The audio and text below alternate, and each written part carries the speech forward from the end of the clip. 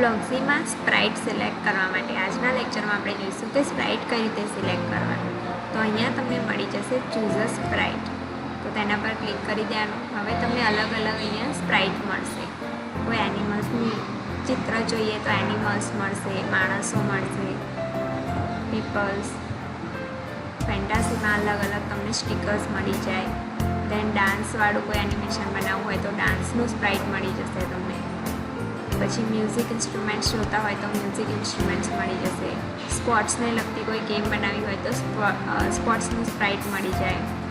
Food મતલબ કોઈ game બનાવવી હોય તો એના માટે પણ યુઝ કરી શકો. ફેશનમાં અલગ અલગ ક્લોથિંગ, ક્લાસ બધું મળી જશે તમને.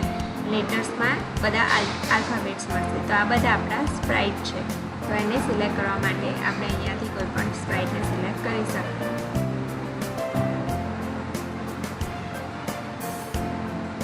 હવે સ્પ્રાઇટ એટલે આપણા બ્લોક્ઝીમાં સ્પ્રાઇટ એટલે એક ચિત્ર છે જેની પર આપણે કોઈ કામ કરાવવાનું છે. એને કામ કરવા માટે આપણે એને સિલેક્ટ કરવું પડશે અને એને કોડિંગ પણ કરવું પડશે.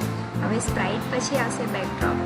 તો બેકડ્રોપને સિલેક્ટ કરવા માટે ચૂઝ અ બેકડ્રોપમાં જવાનું, એના ઉપર ક્લિક કરી દેવાનું અને બેકડ્રોપ પર તમને અલગ અલગ મળશે.